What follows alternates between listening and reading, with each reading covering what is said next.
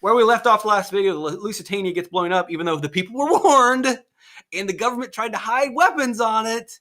But nonetheless, the American people are irate. Now, again, it's not all of America, because a lot of America doesn't want to fight this war. I mean, the ruling class, the elite class, and then the sheeple. But there are people that are upset about this war because,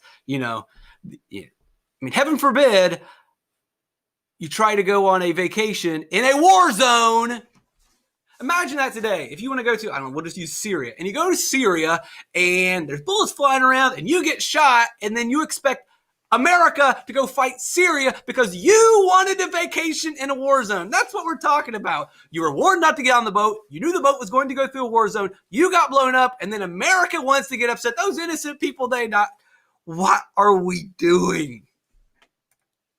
So the Sussex ultimatum will take it even further. So we've got these ships getting blown up because it's a war. It's a war zone. The ships are carrying weapons. They're probably going to get blown up. Maybe we should all just chill out. And either, if we're going to get upset about it, just deal with it. Or maybe just stop sending ships over and stay out of it. Maybe be neutral like we say we're going to be. Anyway. So America's upset because another ship gets blown up, and the Germans don't know, right? The Germans are in the middle of a war. There's tons of ships carrying weapons all around, and they're blowing the ships up because they're trying to win the war. That's kind of what you need to do. They claim, whether or not it's true or not, they thought that the ship was a warship. Well, 80 people die, 4 of which are American. Oh no, 4 Americans die. 4 Americans died. Guess we got to go to war.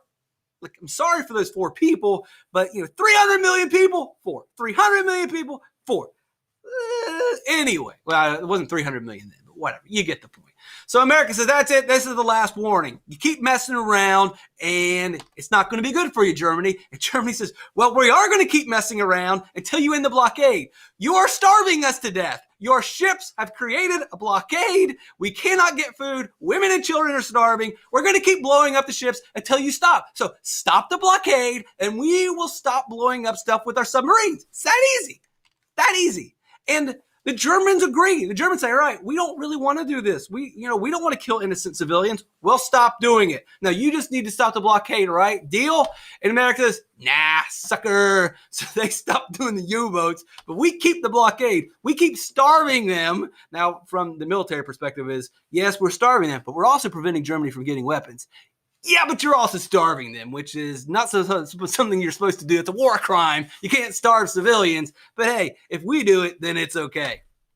But it gets worse. So Wilson is always taking this moral high ground. He has the whole moral diplomacy of, well, we're not imperialists, and we're not going to get involved in other countries, and we're not going to overthrow other countries, only to spread democracy. But, even though we're constantly sending money to one side, we're constantly sending weapons to one side, that seems like we're involved in one side. We're not stopping the war. We're not preventing the war. If anything, we are involved in the war. When we only help one side, you're involved in the war. How moral is that? Meanwhile, he still is saying, no, we're neutral. We're not going to go to war.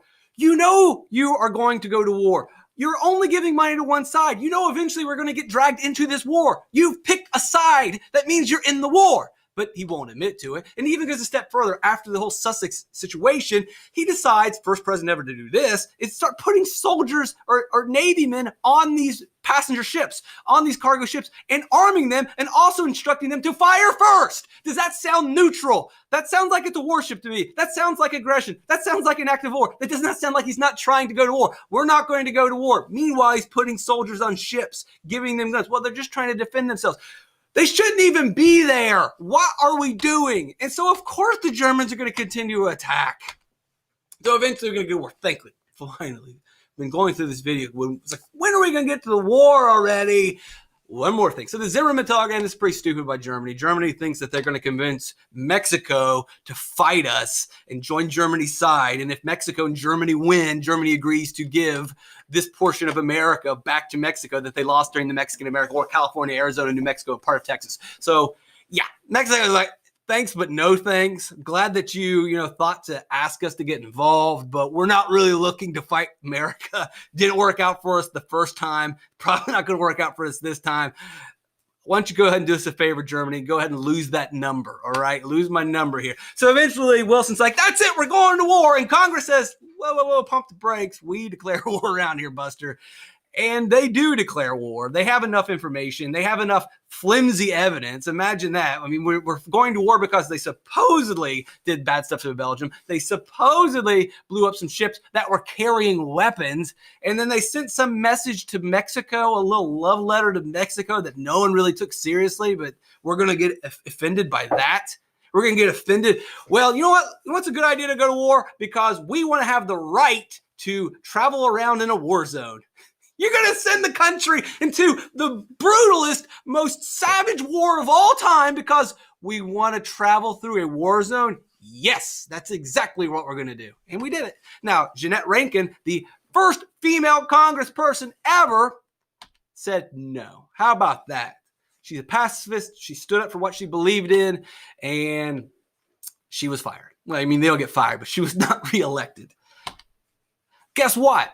Here's the funny story. In 1940, she gets reelected, and she's back in Congress at the exact time that World War II breaks out and the attack on Pearl Harbor, and we're getting ready to go to war, and Congress has to vote, and she votes no again. Hey, you got to give her credit. She's principled. She's a pacifist. This is what she believes in. And this is exactly what happens when you vote against war. Do not go against the war in America. Good luck with that one. Good luck voting no and see how it works out.